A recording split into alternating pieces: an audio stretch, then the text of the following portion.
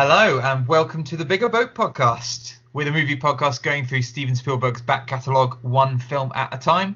I'm Luke, and as always, joining me talking at great length about one thing in a poorly lit room, it's Joey. Hello. Much like the movie we've watched. So we're doing things a bit different this time. We're trialing something different in the fact we're recording this via Skype, and Joey and I are not in the same room at the same time, just to see how it goes. Yeah, exciting technology. It's not because we couldn't be bothered to be in the same room, or because either of us sort of smell bad or whatever. There's a little bit of that. But it's more a trial because we have a special guest coming up and we wanted to see technically how it would work. And we had huge amounts of unsuccess trying with various mics. And so we decided just to record the conversation over Skype. And also, I don't want you in the house anymore. That's the main reason. I know, I got the restraining order. So, a good at least 50 feet away, Joey is in his house. So, we have already watched the movie. So, it will be a slightly different format this time. But to start off with, I haven't actually seen you in a couple of weeks, Joey. We haven't recorded together in a while. That's true, yeah. How are things with you? Yeah, not bad. I've been beavering away, sort of working and editing the podcast. Yeah. Any film news at all? Well, yeah, if we're talking about film news, did you see that I retweeted something from Variety, which is that the Justice Department warns the Academy over the potential Oscars ruling changes? No, what did they say? They basically said, can't do that. Well, they basically said, like, it's unfair competition was the gist of it. Okay. And they're not quite sure exactly what that's going to entail. But basically that was sort of the headline, if you like, was sort of the Justice Department has sort of warned the Academy that, you know, they can't change the rules. Yeah, you have to stick to the rules. Because obviously they were concerned. This is coming from Spielberg's comments about what would be eligible and whether movies that are launched on a streaming site would be eligible for Oscars, even though they don't have a very wide cinematic release. That's right. Yeah. Well, it is interesting, an interesting development. I'm sure they can change the rules if they wanted to, though. But it is interesting after that Steven Spielberg has now endorsed a TV show for Apple TV. He has. It's so funny. Like, literally, like, the day I posted that. Yeah, I know. Was that all the videos of Oprah Winfrey and Steven Spielberg in a lift at Apple talking about, this new TV series or something for Apple TV.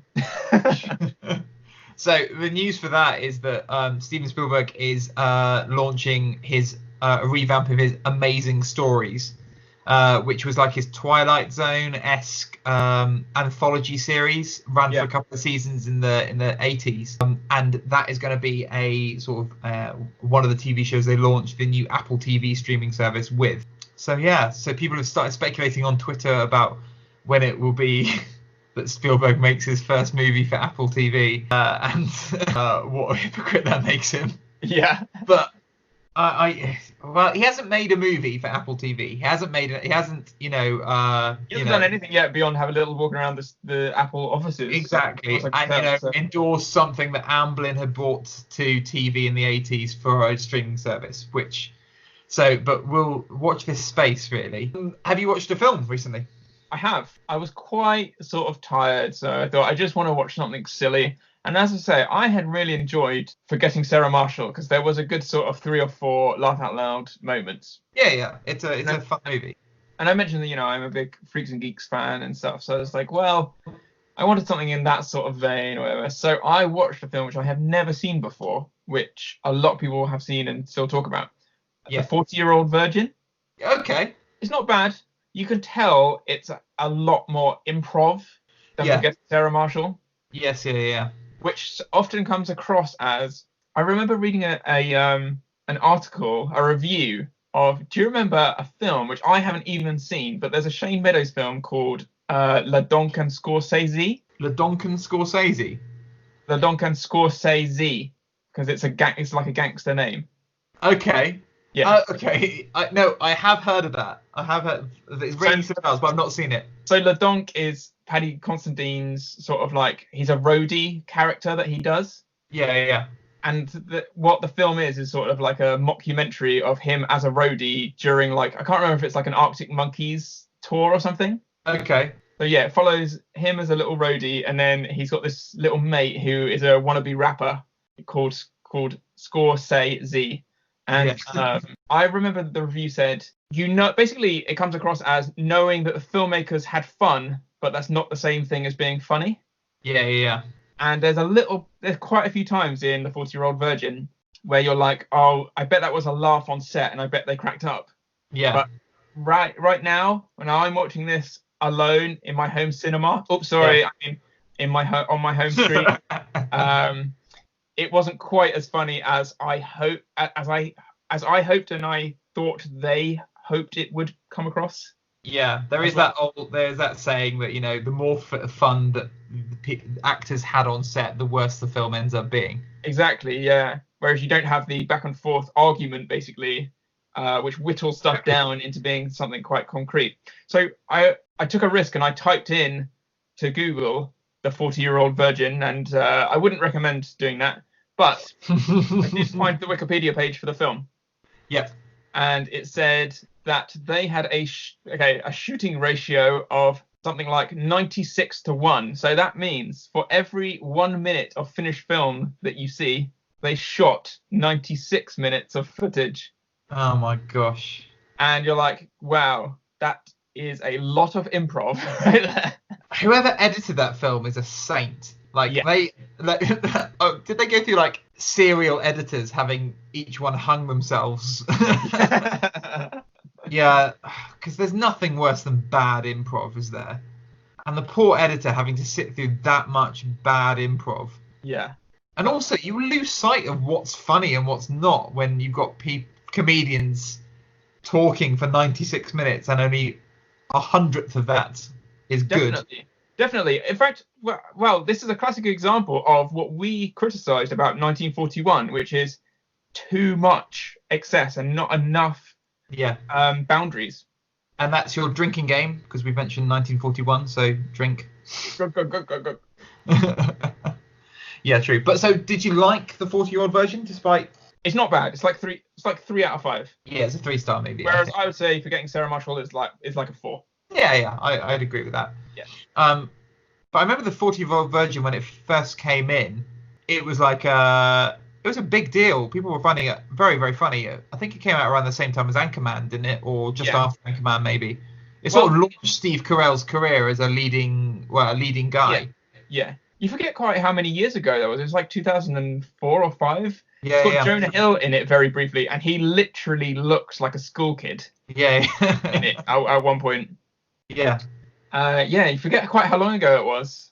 So Seth Rogen and Paul Rudd as well, doesn't it? That's right. Did you hear Paul Rudd turned 50 this week? I did. The immortal. 50 years old, and the man is gorgeous. Yes, not. Because have you heard this, that the people think that, you know, he sold his soul to the devil, and that's why he has aged a day since the 90s. Like... He really hasn't, since Clueless. He genuinely hasn't. Looks the same. Yeah, amazing. He does live the life of that surfer dude in Forgetting Sarah Marshall. What was his name? Like Kubo or something like that? Yeah, he doesn't have a watch. Yeah. Just the time on his phone. It's quite cool. How about you? Have you seen a film this week? Yeah, well, I did actually something. So I went to the cinema, which was great. But I also went to a film festival. So I went to the Banff Mountain Film Festival. So every year, Banff, one of the a small town in Canada, hosts the big film, outdoorsy films, short films, and they've toured it, and they're touring it around the UK and Ireland at the moment. So it's still ongoing. And basically, you sign up and you get about 3 hours, and you watch about 6 short films in that time. And it was really good. Yeah, I had a really nice time. And it's still touring. So there's some really good ones. I saw one about a rock climber who's 19 years old called Margot Hayes, called Break On Through, that was really good. And then another one called Surviving the Outback, about this sort of Australian guy called Outback Mike, who recreated this. I think these old Germans like crash landed in the Outback and had to survive for about 40 days before they were rescued by Aboriginal people. And he sort of wanted to recreate their journey by doing that without any help, just to use everything they would have had with them, and no food and water. That's cool. Yeah, it was really good. So I recommend going to see that. So the Banff Film Festival. I'll post a link for where you can get tickets if you're interested in going, because they're still touring. I think they're touring until sometime the end of May, I think. But the film I saw at the cinema was Us, Jordan Peele's Us. Right. Have you heard of that? Yes, I've seen the poster for it. You poster. Do you know much about it at all? No. Is it a horror film? Well, that's a very good question. Yes, it is, but I'm not a big horror guy, but I really liked it. So it's more suspenseful than like out and out horror. Yeah. It's not that gory, but there are a whole of elements and some jump scares to it. A bit like The Others or something? I guess so, but it's more complex than that. So the first thing to do is not watch the trailer, because the trailer gives away too much. I would go into this completely blind. And it's from Jordan Peele, the guy who did Get Out, so he makes sort of horror thriller films with a bit of social commentary at the same time, and this certainly has that as well. And it's really good, because if you don't go in knowing nothing about it, it starts off and you sort of think, oh, this is going to be like a home invasion movie, and like you get a bit worried. I got a bit worried that it was going to be a bit like something like Funny Games, which I don't like. I don't want to watch anything like that at all. But it ends up changing into something completely different. And I'm not going to give any spoilers because it's still out in cinemas and you should go see it. But it's a film that's about something. You know, it's got a message and it wants to say it. And it's one of those films where, and it's the first film I've had in a while where you want to talk. I watched it with my wife and we were talking about it for a couple of days afterwards, where you go, well, what exactly happened there? What do you think happened there? You know, this one lingers. It stays in the mind. It's really good. Cool. Yeah. So I really recommend watching it. So go for it. I will. Check that out. Oh, it's got an amazing score as well to it as well. It's got this is like classical music version of I've Got Five on It from the 90s. Oh yeah, I got five on it. Exactly, and it gave me goosebumps. It was great. That's cool. Yeah. So I really recommend it.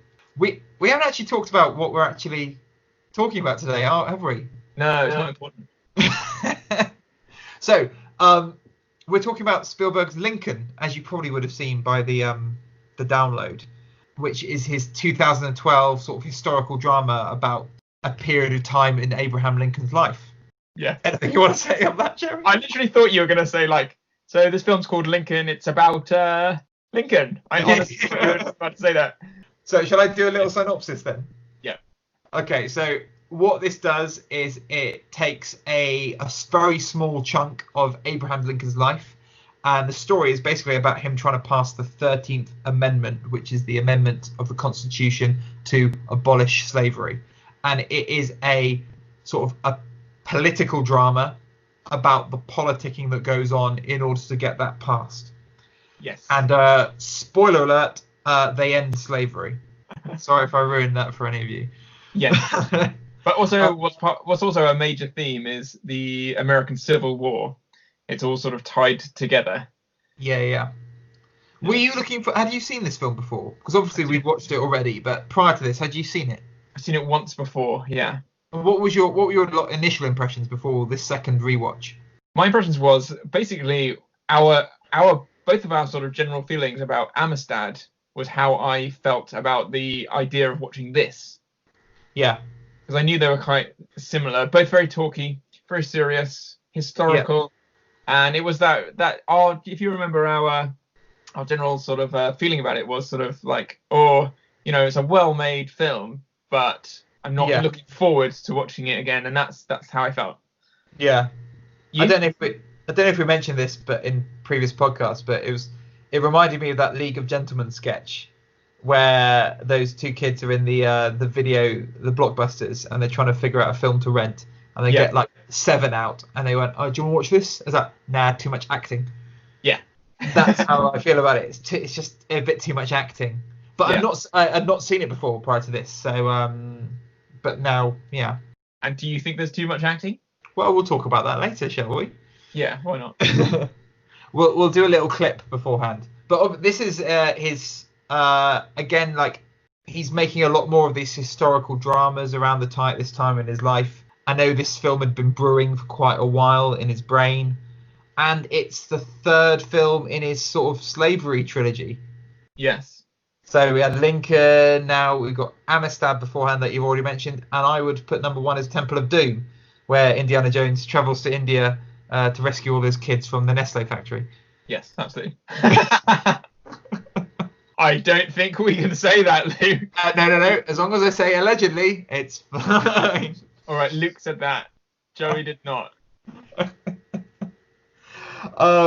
Anything you want to say about? Nice knowing you. Okay. I'll come visit.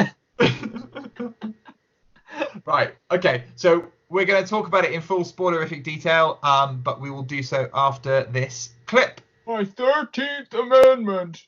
I will abolish slavery. No, he's much more high pitched than that, isn't he? I've abandoned my child. I am clothed in immense power. You don't need the clip. It's true. You don't need a clip. There we go. And that was us actually, not the movie. Who knew? You can tell our listeners are going too much acting. Yeah. Okay, so we are back from doing our bad impressions. How was that for you? What do you think? There's some very, very good performances. It's true. Yeah. But it is very long. It is very long, and it feels very long. What I was thinking during this, and I wrote this. What's the collective noun for a huge group of talented actors? I'll tell you what it is. It's a distraction. A distraction of talented actors. Because throughout the entire movie, you go, oh, it's that guy. Oh, it's that guy. Oh, it's David Oyelowo. It's Dane DeHaan. It's Tim Blake Nelson. It's James Spader. It's Sally Field. It's Walton Goggins. It's Adam Driver. It's Michael Stuhlbarg. It's Doug from Flight of the Conchords. Yeah. There's so many ridiculously talented actors here who are huge names who are coming in and just doing like a couple of lines. Yeah. And then going home. I'm also usually pretty good at recognizing faces and stuff. But for example, people like James Spader. Yeah. You've never seen him in a historical thing where he plays someone overweight with a big mustache, because he usually, especially in the 90s, he sort of played sort of good-looking sort of sexual predators. Yeah. And he's a fat guy called Bilbo. Yeah, and now he's this sort of like quite grounded guy, and you're like, it's just distracting because you're not used to seeing him play that kind of role. And then, as I say, he's not like a huge part, but it's difficult to sink into the story of the movie because you're like, oh, it's James Spader all the time, or I forgot Joseph Gordon-Levitt was in this, or exactly. Whatever. It's a distracting amount of talent. It is. Yeah. It's on par with when you get too big a name being a voice artist in like an animated feature. Agreed. Yeah. I know what you mean. It takes you out of the movie only for a second, but I don't think even for a second is good when you could get some very talented unknown actor with a less distinct voice. The one that I always use as an example was using Michael Gambon in Fantastic Mr. Fox, because I knew the voice, I just couldn't quite place it for about 20 minutes. Okay, for about 20 minutes, I was just one of the farmers thinking, who is that? And I just couldn't sink into the movie without relaxing. Yes. I don't know exactly what I mean. I've had movies where I've been so distracted by what's her name, that I can't, that you can't concentrate on anything, and you realise you missed half of the movie. Yeah. A good way to do it is the way Aardman did it with Pirates, and they had Hugh Grant, but he did a completely different un-Hugh Grant voice. Yeah, I guess so. I think that was quite a good move myself. But maybe James Spader did this in this movie. The fact that it was James Spader with a huge amount of prosthetics, that's the similar thing of doing it. I guess so. Because I didn't recognise James Spader until the credits came up. I was like, oh, that guy. I had to look him up on Google because it's like, oh, yeah. I didn't recognise him because obviously, he's a good-looking guy. Yes. And then also, kind of on that note, let's face it, like Daniel Day-Lewis, one of the greatest living actors. Yeah. You also just can't I absolutely love There Will Be Blood, and I remember that being a true cinematic experience. I can not really remember beyond maybe seeing the dinosaurs for the first time in Jurassic Park. The cinema screen and the experience of being in the room sat me back in my seat, which is, I'm talking about that moment in There Will Be Blood where the wooden tower gets set on fire. Yeah. The oil catches on fire and it's just a big blazing thing and it goes. That was amazing. Yeah. The thing about Lincoln is like, because we've all seen the poster and that sort of thing before we go and watch the movie, and you think, oh, I'm going to go and watch some great acting. Yeah. And so you sit down and you press play, or you take your seat at the cinema, and it feels almost like you're scrutinizing or like analyzing his acting. Yeah. It's like you're trying to take Daniel Lewis as you know him as a human being in interviews, and you're comparing it or trying to find the difference in this character, and you think, oh wow, he's done such a good voice because we know what his real voice sounds like. Yeah. Are comparing it now to the one that he's putting on. Yeah. And so it's just like, again, it's not a relaxing, let's get into this movie and listen to its themes experience. He's weighed down by his gravitas, isn't he? He is. Which is also a problem with the character of Abraham Lincoln himself, because he's so historic and because he's so important. And this is even coming from us, British, audiences who don't know that much about the American Civil War. You still know Lincoln, and you still know the iconography of Abraham Lincoln. Yes. It's the fact that it's him and it's Daniel Day-Lewis. You're right. You are looking for, right, I'm about to be blown away. I'm looking for his acting. Look what he's doing there. Oh, he's doing this. Oh, he's doing that. Which, it does set you a little bit apart from the movie sometimes, doesn't it? Yeah, it certainly does not enable you to get into the screen and get into the world. Mm-hmm. It keeps you on the outside a little bit. Yeah. So because we've been talking about the characters, let's focus a little bit more on Abraham Lincoln himself, as a character. So what did you feel you could relate to him at all? Did you feel that Daniel Day-Lewis was trying to humanize him, or did you feel he was trying to honor him, or is Lincoln human enough, do you think, in this movie? It's a good question, and I would probably still fall on the side of saying no, Daniel Day-Lewis is going more for the prolonging the legacy than making him feel like a real human being. Yeah. He's not a particularly flawed character. No. As in mentally tormented. He's quite calm, because he has adversity around him. So I think in order to try and humanize him, Tony Kushner, the writer, has they've incorporated some of the elements from his wife in the fact that she's had previous mental health history and feels overshadowed by his sort of monumental status. Yeah. And also the fact that they've got a son as well, played by Joseph Gordon-Levitt, who's trying to who wants to join the army, but obviously the family don't want him in danger and want to protect him. But throughout all those sort of adverse situations, Lincoln deals with them in a very political way, doesn't he? Yeah, he does. He's very matter of fact. He has his opinion about it, and he is very articulate with expressing that opinion. Yeah. One of the other great performances besides Daniel Day-Lewis is Sally Field, I think. Yeah. And in a strange way, I can relate to her more than I can relate to him. Oh, absolutely, because she's a human character. That's why. Yeah. And she sort of brings out. She holds a mirror up to all of his flaws and stuff, and she almost says to him at a point, like, you're almost too big. You're almost like. Yeah. Let's face it, Abraham Lincoln was a very tall man, wasn't he? He was he 6'5" or something? Something like that, yeah. At some point, one of the soldiers really early in the movie even says, "How tall are you?" or something. Yeah. It's just like everyone knows the beard, everyone knows the height, and the fact that he did this amazing thing of abolishing slavery, and so you just think like it was really good to see Sally Field articulate all the things that we kind of feel as an audience. I think that's true. Yeah. No, and the fact that she was a much more human character. Yeah.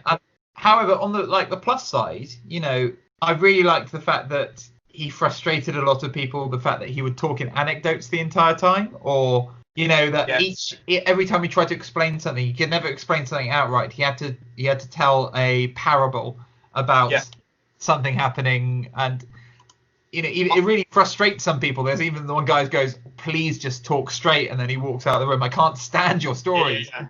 I have to admit, we do feel that quite a bit as an audience. Yeah. And I really laughed when that guy said that, because it's like, at least Spielberg is aware. That everything the man is saying is incredibly preachy. Yeah. But it makes that's those sort of stories. They make him very unknowable as a person, don't they? Yeah. But also he's a man. He's clearly a family man who cares a lot about his sons, and he cares a lot about his wife, and that does come across. It does. Yeah, yeah. Did you think he looked like the BFG? Not quite so much, no. No. Oh, right, okay. So? He reminded me of the BFG. He's talking in stories. He's really tall and sort of. He's got the same sort of posture. Yeah, I can kind of see that. Good. Excellent. I heard on the No Such Thing as a Fish podcast that it was a little schoolgirl that suggested to Abraham Lincoln before he took office, why don't you give yourself something distinctive, like a distinct beard or whatever? And so, yes, it was this little schoolgirl which gave him the idea. Really? Yeah. Okay. Oh, wow. And it's so true, actually. Like, think of all of the prominent, or let's say a lot of the prominent leaders throughout history. They all have something quite unique about them as a physical person, not just like their leadership or whatever. Even Trump with his stupid hair, You mean they've got a gimmick? A gimmick, yeah. Yeah, okay.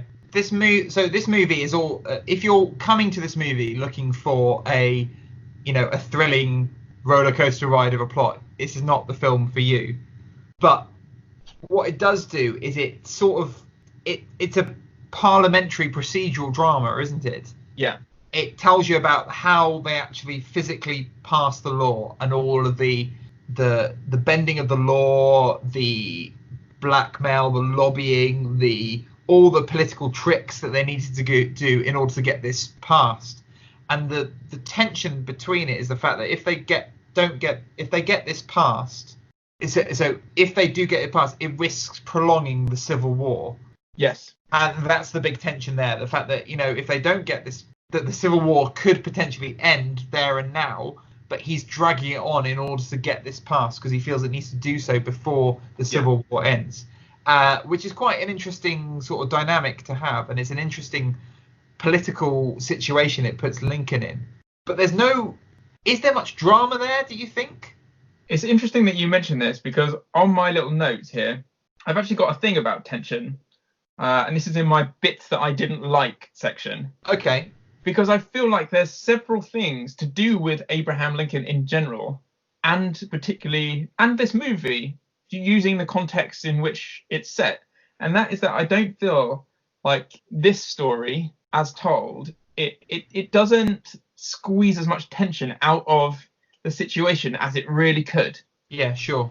For example, there's so many, basically, how I feel like I would do it, for one thing, is I would say he's up there with some of the most famous people ever assassinated, right? Sure. And so, can you remember at the start of Gandhi? Gandhi actually begins with Gandhi walking through a garden, and then he gets shot. I've only watched it once, but yeah, and sure. Then he says, "Oh God," and then it goes back, and we see his amazing life. Yeah. And so this is just an example of Spielberg not choosing the way of tension to tell the story, which is like, I feel like they could have had him at the theatre with John Wilkes Booth coming behind him and, putting his gun at the back of his head and cocking it or something. And you think, oh my God, it's going to go off. There's so much suspense that you could have there, but they haven't even chosen to show that at all. I don't think that's the point of what he wanted to make, though. I hear you, but kind of that aside, it's also like, I feel like the story could have been told with much more ramping tension of, we need to stop the war, Yeah, sure. By showing the awful effects and reality of war, which Spielberg usually does really well. I almost feel like it needed a bit more gore or something to be like, we need this to stop. I get you, because it starts like that. It starts with a battle scene, doesn't it? And there's actually quite an affecting scene with a guy being killed by being drowned in mud. So his face has a boot on it, and it's being pushed slowly into the mud. And that's actually a really effective horrible way to die Yeah. that you see like in close up. And then at the end, after they pass the amendment, you do see he goes to visit a battlefield where there's bloodiness. But I agree, there's a 2-hour gap in between those two things happening where there is no bloodshed at all and no real consequences of what they're doing. Yeah, so that's the war tension, which I feel like has been missed. Then I feel like, and this comes down to the thing that we say quite a lot on this podcast, or I tend to find myself saying, I feel. Get ready for your drinking game here, everyone. We're about to get some Hitchcockian tension. No. Stripping everything else away, this film is about abolishing the Slavery Act, right? Yep. I feel like rather than have a bunch of politicians sitting around talking about should they get rid of it, there was a chance to show it on a much more personal level and not just through a bookish way of doing it.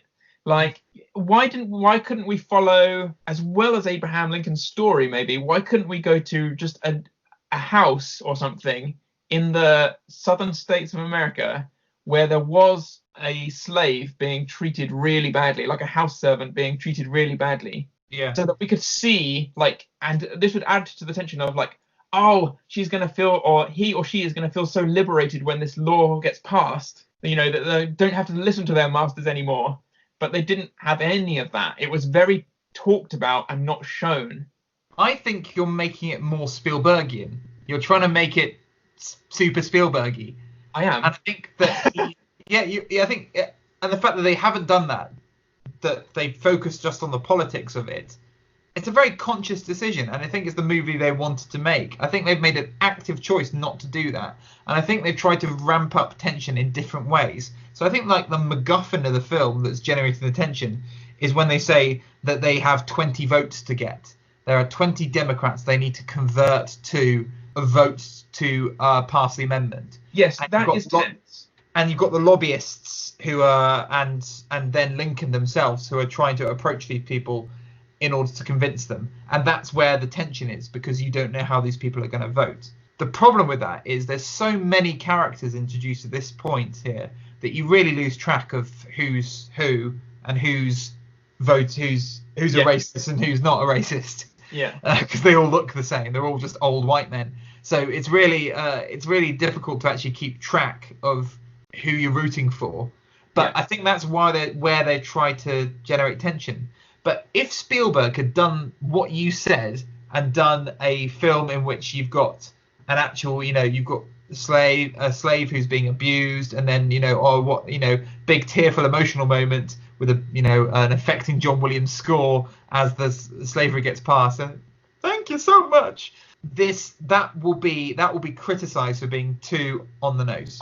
But just to go back to our first point, which was, do we feel like we got to know or relate to Abraham Lincoln? No, I'd say he still feels quite behind closed doors of the whole situation in terms of slavery, like a black person's experience of slavery and of the war. Yes, he does go to visit the odd battleground, but I think that's intentional, because I'm not sure his intention to abolish slavery because he is a major advocate for black rights, because he thinks it's right, or does he think is he doing it for other reasons? He's never really a documentary about Abraham Lincoln, which it was called something like Saint or Sinner.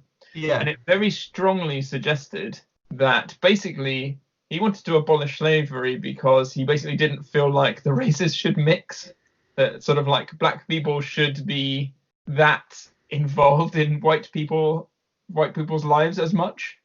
Okay. Well, that's the angle that this was coming from. Well, that's what I'm saying, is that you can sort of, because he's so sort of unknowable, you're assuming, and you can very easily read this as the movie as he's got a lot of conviction in the fact that he's very fixed. Slavery should be abolished. That's all I'm aiming for. That's what I should do. But he never gives his reasons why. No, he doesn't. There's a couple of scenes. I'm thinking of the scene where he quotes Euclid to Adam Driver when he says, all the equal and opposite reactions, all things must be equal. But he's never clear in what he says. So he speaks in metaphor because the he speaks in whole metaphors all time. the time. So you can put on a different political agenda to a degree onto him. So it's never entirely clear cut, I think.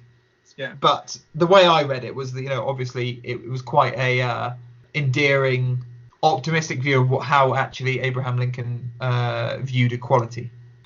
So I think it did have tension, but there was more in a to very the muted there. way. I watched it and I was like, I feel that they're not, to use a screenwriting term, they're not squeezing the lemon on the idea. They're not really getting as much as they could out of it. Okay. Well, I think also I thought the script did balance quite well the exposition and the drama, because you need a lot of exposition in this movie to explain who everyone is and what they need to do, but it never felt hugely exposition-y. What are your thoughts? Yes, they got the information across, but do you feel like you really got to know people? Do you really feel like you got to know Tim Blake Nelson and James Spader? I feel like I got to know Tommy Lee Jones. I was going to say Tommy Lee Jones, yeah. At the end, especially, and I really liked that little, should we call it a twist, where he comes back from the voting, he takes his wig off, and first of all, it's like, that's quite cool to see him sort of become a normal human being without any sort of superficiality about him, because he's taken his wig off and he's completely bald. Yeah. And then he gets into bed, and we can't call her his wife, presumably, because he couldn't get married then, but like his partner is black. So I thought that was a really good little character piece. It's like it's a really actually it's Tommy Lee Jones's character that has to change and has to compromise. Yeah. Lincoln himself doesn't have to. He stays pretty constant throughout the whole thing. He's a level pegging the entire time. He doesn't really go through any big character arc. He goes through sort of travails in the fact that he has obstacles in his way, but he is relatively constant.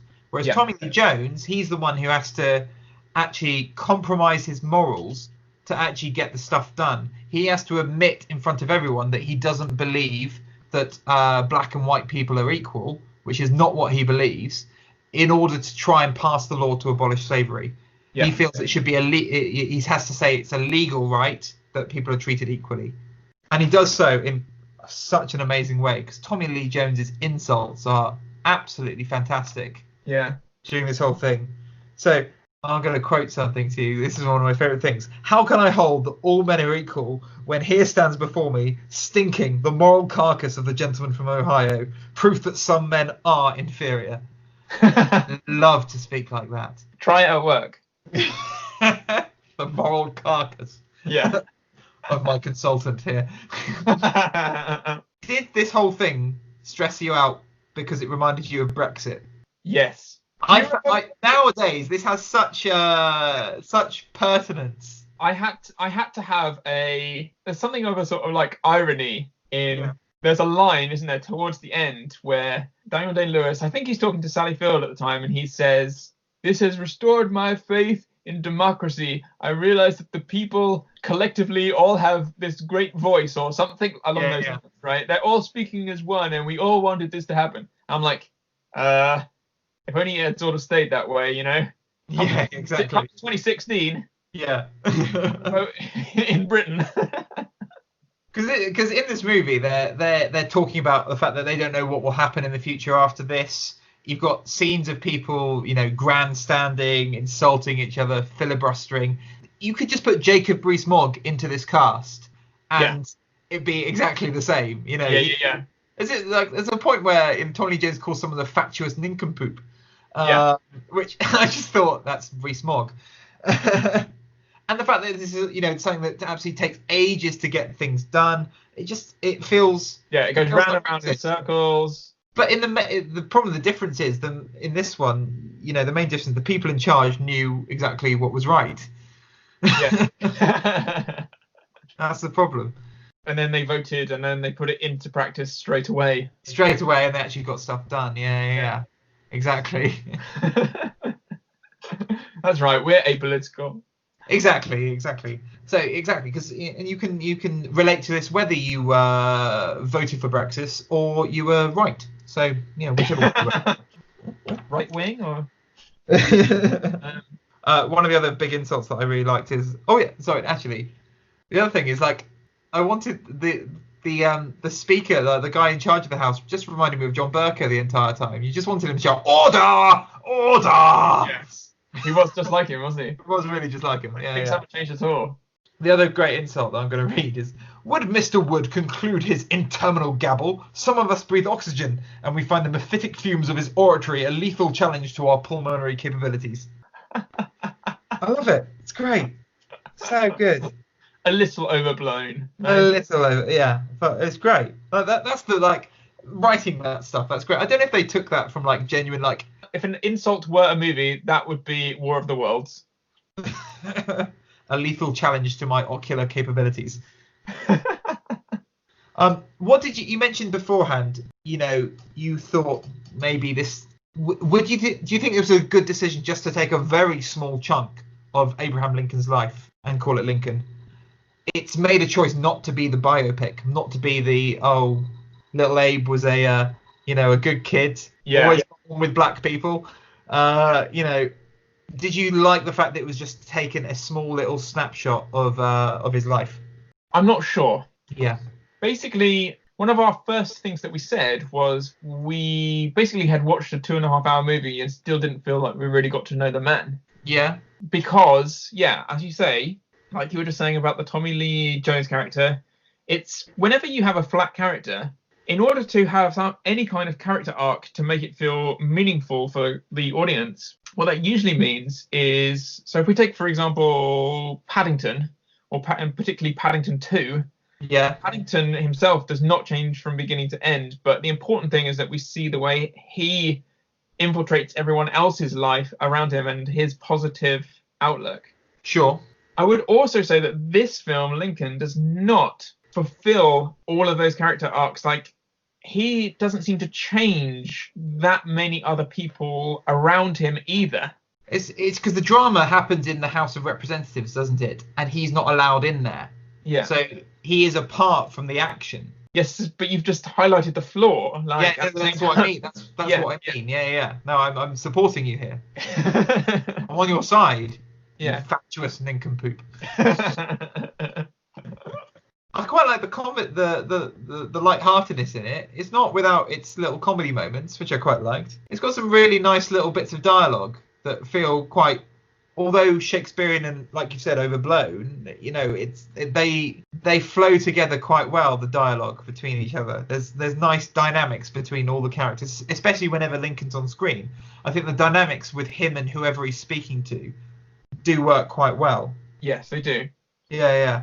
Which is an interesting point, which because obviously we're talking more about like the movie in general, but I was surprised when I heard this. Basically, I was watching the last episode of Graham Norton, and Sally Field was on there because she's promoting her version of All My Sons, which is just about to be at the Old Vic.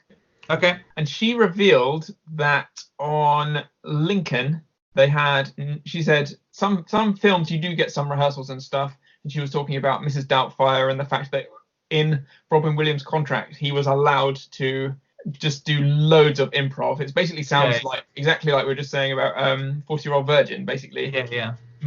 She said, and most of the finished movie is actually what's scripted, and they ended up using a tiny amount of whatever he improvised.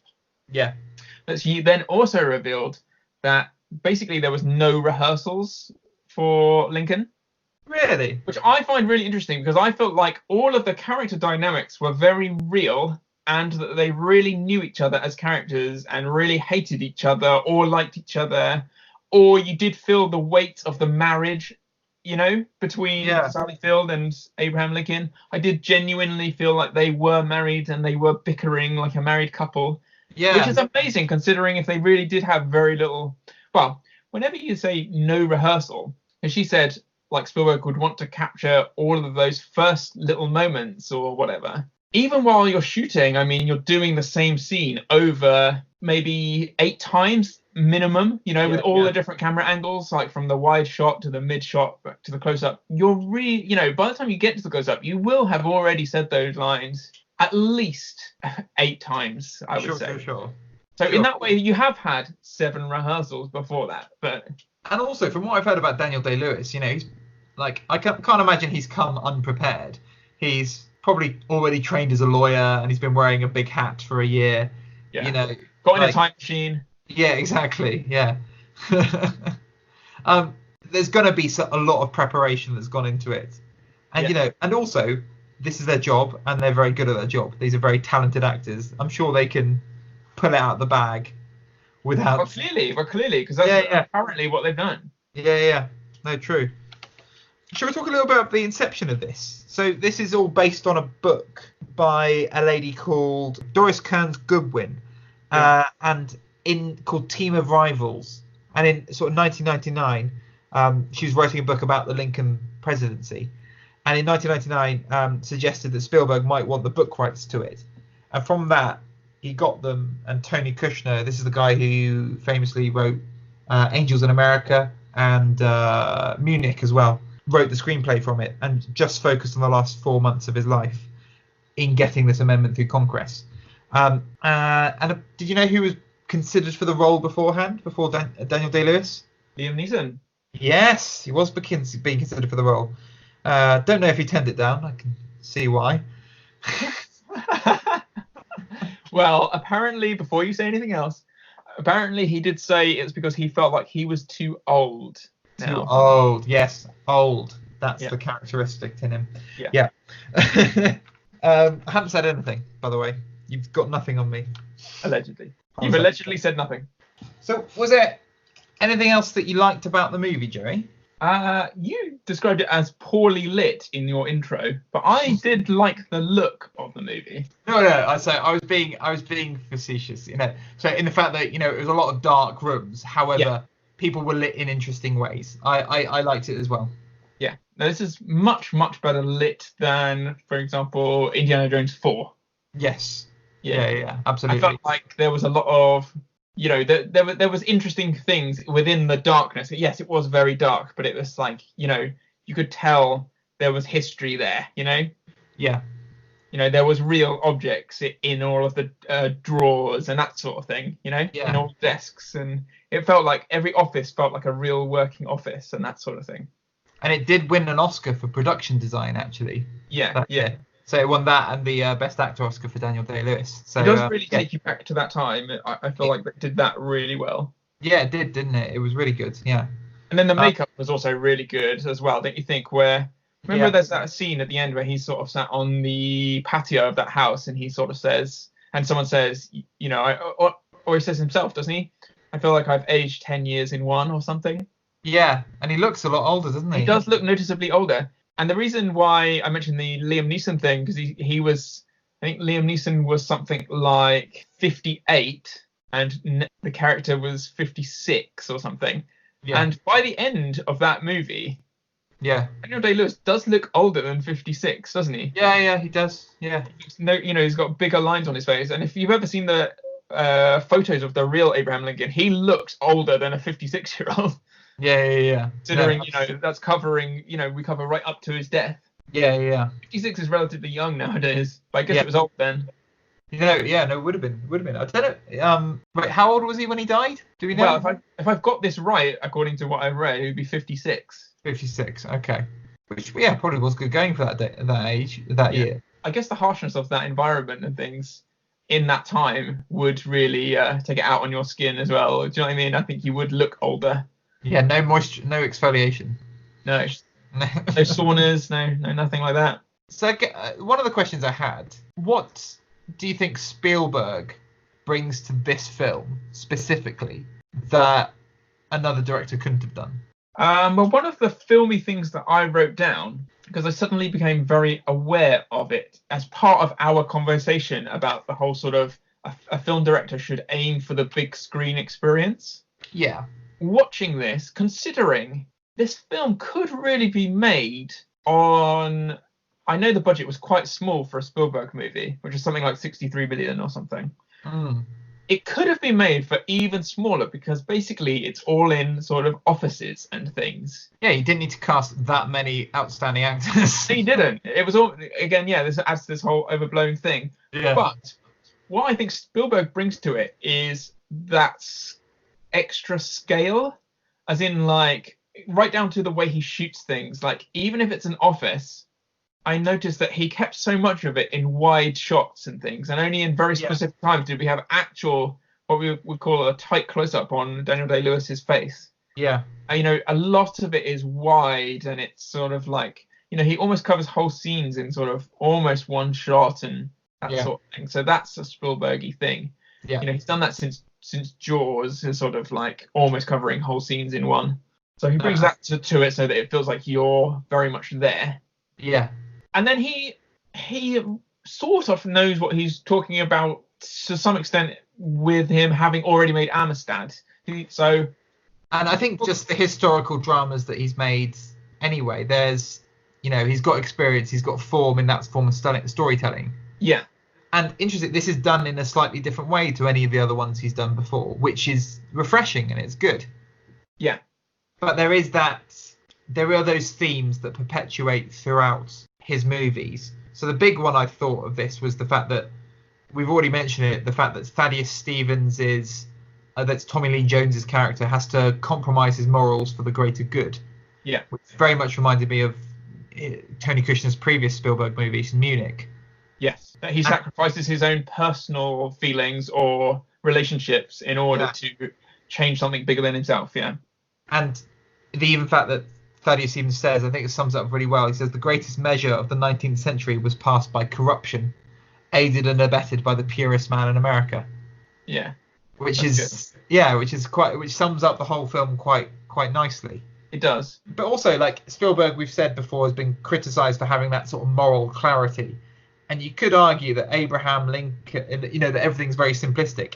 But Abraham Lincoln is very much portrayed as having a moral clarity here, that we should abolish slavery and that is the right thing to do. And he does not deviate from that at all. Yeah, he's not confused or no, absolutely not. Anything like that, is he? He's not then given another piece of advice which then throws what he believes into crisis. He wholeheartedly believes in his aim, doesn't he? Yeah. And the one thing that we've mentioned in all of Spielberg's movies about, the absent fathers, broken family homes, and I couldn't really feel that much of it until the assassination scene, which I want to talk about because it was framed in a very interesting way. You said, maybe it would have been better to do it in a Gandhi way, having a gun to his head and then go back. But you don't see him. He's shot off camera, off screen, not even in the same area. And all you see is the news been broken to a child, and you see it as a child's view of him learning about the loss of his father. But also, he learns about the loss of his father in a theatre. In the theatre, yeah. Which is not the theatre where Abraham Lincoln was. Yeah, that confused me a little bit because it's a theatre. Exactly, it's going to happen. It's a different theatre with a different Lincoln. Okay. And that's the flaw. That's the big flaw. Is like, why at all have you chosen to give that quite important piece of history in a completely different location? And why did you choose to say why that way? No, I don't know. It was odd, but that's a clear choice that he's made, and he must know that. So I didn't quite get it, but it did confuse me. You're right. Well, when we interview him, we'll ask him. Yeah, absolutely. What were you thinking, Stephen? Yeah. It did make me think in that moment, because we've talked before that this is almost becoming a pattern. No, this is a pattern. Yeah. That when big heart-wrenching, not even heart-wrenching, but like when big moments happen, for some reason in Spielberg movies, we switch to children's point of views. Yeah. We mentioned it a lot, and it's overused in War of the Worlds. Anything which is supposed to be scary or bigger than a person, always switched to Dakota Fanning to see her take on everything. Yeah, true. And I would say he does it to a much better degree in Jurassic Park. I mean, of course, we're talking about the kitchen scene and that sort of thing. But we've got to know Tim and Lex a lot better than we've got to know Dakota Fanning. Yeah. And not every scary moment is from their point of view. A lot of it is from Sam Neill's or Laura Dern's character as well. So he spaces it out a little bit. So he's kept with that theme a bit, and just like right at this moment where basically I have to admit I wanted to see the assassination because I think that's an interesting and important piece of history, and there's great tension, and it's a very cinematic an assassination is always a very cinematic thing to witness. I think cinema can do assassination quite well. I'm not sure it needed that, because you know what's going to happen anyway. So I'm not sure it needed it. But you knew he was going to abolish slavery as well, didn't you? So why did you bother watching the movie at all? Well, I guess so. Maybe I got my history wrong. I forgot. Oh, I thought they never abolished slavery. Oh, what a rug pull. Yeah. So well, that's how they do it in America. Okay, interesting. Yeah. You remember me saying that he could have shown much more of the war. His relationship with his son was not a big part of it, but did you notice? Yeah. One of the most bloody, sort of gory bits was when, almost for no reason, beyond the fact that he suddenly gets intrigued as to what that person has in its wheelbarrow as he goes past his carriage, follows him to sort of what would you say, like a trench or a pit? Well, a big hole. Yeah. A big hole, and they just pour all of these body parts into it. So that is quite bad. And again, it probably falls into the whole sort of like the younger generation seeing something happen this time, which they hope was not going to happen in the future, I guess. Yeah, it's odd, isn't it? Because he does follow him. It's like, oh, what's he got in his wheelbarrow? Oh, it's a big wheelbarrow full of arms. Right. Yeah. Why just arms? Why not? Why is it just arms? Why not other bits? Yeah. Makes no sense. It makes no sense. Yeah. And while we're talking about the assassination, while we're talking about the end, do you remember, and I'll try and find the picture on Twitter somewhere because it definitely would still exist. Okay. Now, do you remember at the time of this film's release, there was another film starring Sylvester Stallone, which was called Bullet to the Head? No, don't remember that at all. Now, someone had taken a picture outside of like an Odeon cinema or something. Okay. And on the left-hand side, Sylvester Stallone holding a gun. Yeah. Which then pointed off to the right. Yeah. The next poster was Abraham Lincoln's head, which was pointed off also to the right, as if the gun was pointed at the back of his head. And this person had written underneath something like, "Talk about giving away the ending." Oh, you've got to find that and post that. That's great. That was really good. Have you got a favourite scene or so during the movie? I like. There's one that I'd want to. There's one that a few that I want to talk about that we haven't mentioned. I just remember thinking, just to really sort of contradict what I said at the beginning in terms of like the stature of the actors being like, I'm going to watch some great acting now, being distracting. Yes. I really liked the scene between Sally Field and Daniel Day-Lewis, where basically it's really coming to a head. It's sort of like within maybe the last 20 minutes before the end of the movie. Sure. Where she gets down on her sort of hands and knees and stuff, and she reveals what a really strong female she is. And he talks about the problems that they've had within their marriage and that, his stature has caused and stuff. Yeah. And it's just this brilliant, it feels very stagey, almost like a piece of theatre. It does. And real back and forth. They really throw the words at each other. I really love that scene. And he says, like, we've all got burdens to carry and we've got to carry them alone. And then he says something amazing. It's like, now you've got to deal with yours and I've got to deal with mine. And you can either make my load lighter or completely intolerable. Exactly. And yeah. Wow. What a way of putting it. Yeah. Yeah. Brilliant. That was an amazing scene. One of my favourite scenes, I really like the little comedy moments in it. So one of my favourite scenes is the one where Tommy Lee Jones is completely pulling apart that Democrat, what's it, Alexander Koffroff or something like that? Yeah. Who's completely intimidated by him and, just can't speak in front of him. And he's going, and you are a Democrat and I'm a Republican. It's one of those sorts of he just can't speak because he's so intimidated by the man. It's just like one of those when I concur scenes. Yeah. Which from Catch Me If You Can, which I absolutely love that scene. That made me laugh so much. Yeah. Have you been in that situation before? Oh, so genuinely, when you're a medical student and you've got those old school consultants, it's genuinely just like that. Yeah. And they even say like good morning, and you're like, what do they mean? Isn't it interesting the Republicans used to be the good guys? That's right, apolitical. Yeah, it's fine. We're doing a podcast and we're in our early 30s. Of course we're left wing. It's fine. Come on. And the other really good scene I like is again with comedy moments where Abraham Lincoln turns up at the lobbyists' little attic, and it's great because Abraham Lincoln walks in and James Spader goes, "Well, I'll be."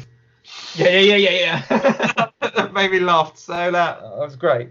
That was good. Yeah. And then he's trying to like understand what he's trying to just follow what Abraham Lincoln's saying, and he goes, "Yeah, I understand." And Abraham Lincoln goes, "What a joy to be comprehended." I love the little lines like that. It's just it's great. I really enjoyed those things, and you need those levity moments and those little character beats to make the whole narrative palatable, because ultimately this film is a successive scenes of people talking in small rooms. Yeah. And that's all it is. Yeah. But those different things, those little comedy moments, those different characters, and those different little what those good actors do with those tiny little with as little dialogue they have, they make the characters their own, and that's what makes the scenes refreshing. Yeah. And the other bit that I liked, which you've kind of already mentioned, was when that guy basically said, "Oh, not another metaphor. Talk straight for once," or whatever. Absolutely, yeah. Such a great little moment, because it's just like he's articulated exactly what I was just thinking, and that sort of thing. You've also just mentioned the fact that some of the actors didn't have that much to go on, let's say, as was written in the script or whatever. Yeah. But perhaps that's what an advantage of casting such well-known faces in small parts is. Yeah. You don't forget them. So no, that is a very good point. Yeah. You don't get lost. You don't get lost. Like, oh, who is that again? Yeah. Oh, that is James Spader. I know what he looks like, or whatever. True. I think I'm probably a bit more positive on this movie than you are. I think I probably enjoyed it a little bit more. What would you give it out of 10? 7. I mean, that's I put 7 or 8. Probably about the same. Maybe 6. Maybe 6, 7. Okay. The one thing that really annoyed me about the movie was the score. I'm sorry, this is not one of John Williams' best for me. It didn't quite fit the movie, I didn't think. Like, it was too sweeping and sort of overblown. Yeah, some of it was almost like too romantic for what was going on. Well, there are bits like that where they're like, yes, John Williams is doing the thing where he's becoming quite overblown and like telling you how to feel. But then there's a couple of scenes. They're all trying to canvass votes for the amendment, and there's also a scene when they try after they've postponed the vote and they have to go run out to Lincoln. Yeah. When this fiddle music comes on, and it does. And it's Irish music. Yeah, and it sounds like a redneck Benny Hill. Yeah. It's really strange, and you're like, where has that come from? That it just you usually associate that fiddle music with piss-up scenes in like Titanic. Remember when they all go down into the hull of the ship and Jack and Rose swing round madly to that fiddle music? Yes, it's a bit like that. They were just about to go, right, let's go down the pub.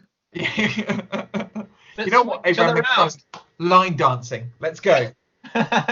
Is this actually an enjoyable film to watch? Like, or is there rewatch value in this? Or is it just a very, very well acted and directed film that people say, oh, I should probably watch that, rather than I'm not avoiding the question, but one that I sort of wanted to ask you was, and it's in the same vein, like, remember I said, well, you knew that he did succeed in abolishing slavery at the end of it. Allegedly. Is that what we're saying for this? Forever the lawyer.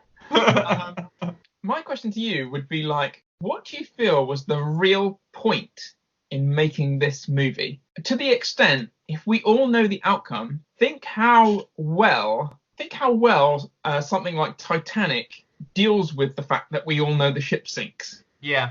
It uses that as a real moment of tension to keep you propelled through the love story, like, oh, how is this going to end? And you care more about the characters and the romance of the thing, almost more than the fact that this big piece of metal is going to go into the ocean.